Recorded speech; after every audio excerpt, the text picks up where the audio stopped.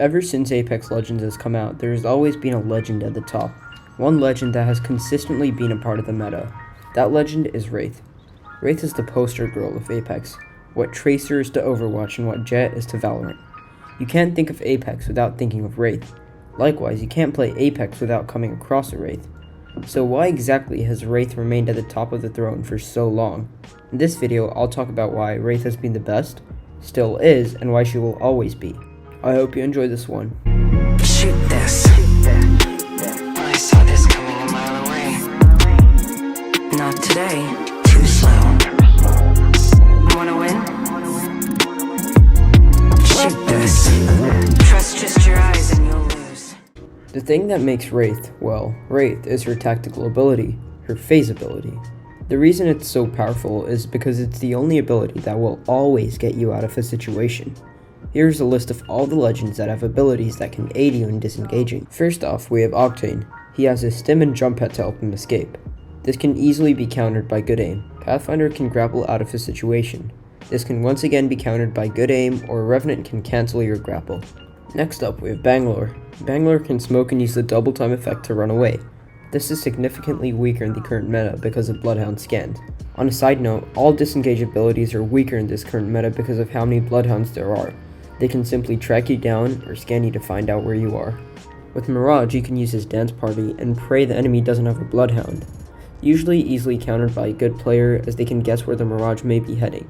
This is probably the most risky ability so far due to how easily it can be countered, but it also has huge potential because of all the confusion it causes. And lastly, we have Gibby. You can dome and run away. It provides solid cover to heal up and regroup, and best of all, it allows you to continue fighting with it. With that said though, every legend has the ability to escape from a situation if you use cover and movement mechanics, but Wraith has the highest chance of escaping safely. So we've come to the conclusion that Wraith has the best escape ability. The same could be said for other legends in their respective categories. Why isn't Wattson the most picked legend? She's amazing at defending. This is where playstyle and meta comes in. There are two main playstyles, slower and more campy, and another one which is more aggro. Most players, especially when playing casually, prefer to play faster and more aggressive. Wattson is the best legend if everyone played slow and for placement. You can see that with her 100% pick rate in comp. The aggressive playstyle being more popular can be seen in most games. For example, in Valorant, most people want to play a duelist. Duelists are only as good as the individual is. If your raw skill isn't too great, then you won't be too much help. It's a trade that good players are willing to make. You are less helpful to your team in terms of utility, but if you see the game as a whole, you help out a lot.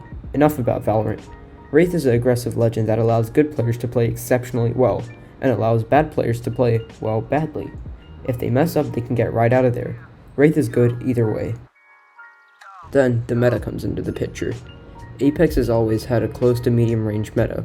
Season 3 with the G7s and longbow spam in Season 2 being the most long range metas we've ever had.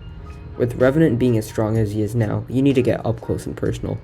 In theory, if everybody sniped and picked a house to snipe from, Wattson would be the most popular legend, but that isn't how the game is played. Personally, I never think we'll have a full-blown sniper meta in Apex.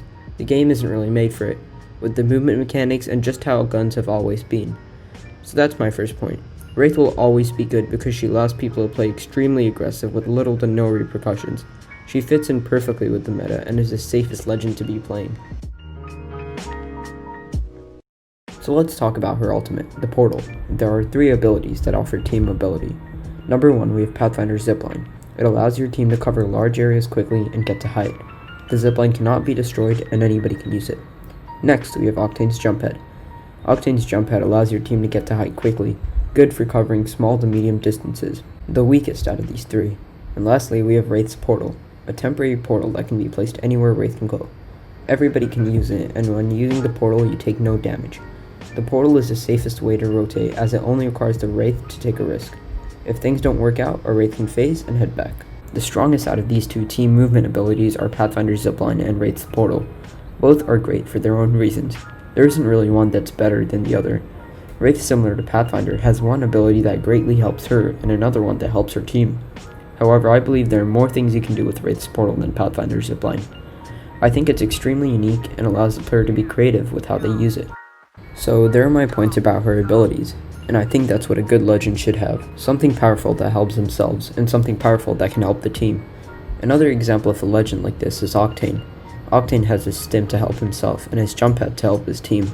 Octane is trash compared to Wraith, but you get the idea.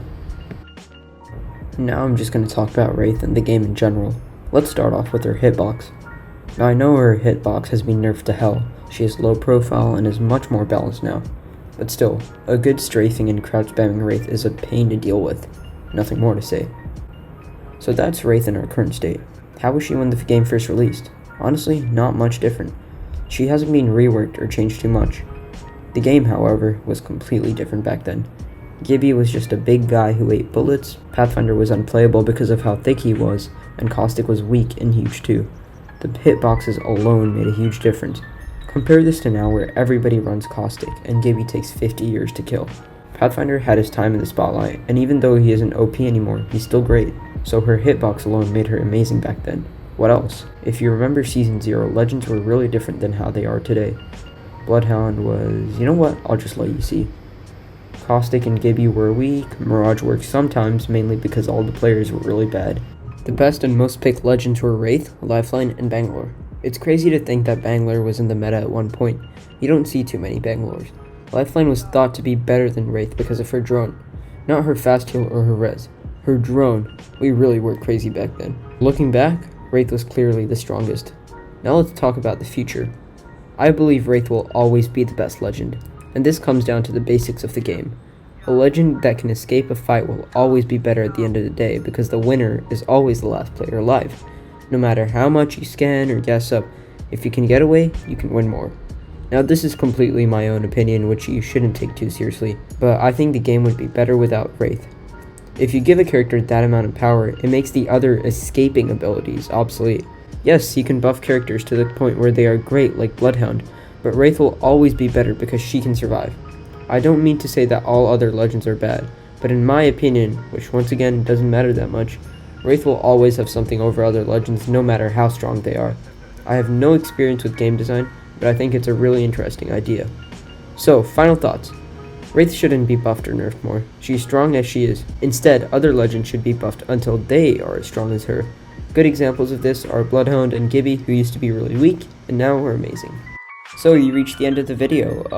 Thanks for watching this. If you're watching this, you're probably one of the 50 people subscribed to me right now, and thanks for subscribing, honestly. We hit 50 subs last week, and I was really happy with that. If you didn't like this video, if you didn't agree with any of my opinions, leave a comment below and dislike it, and tell me what I could have done better, and I'll get back to you. If you liked it, leave a like. Don't leave one if you don't think I deserved it. That's it. Thanks for watching. Stay safe, and have a nice day, guys. You would have lost either way. Shoot this. I saw this coming a mile away. Not today.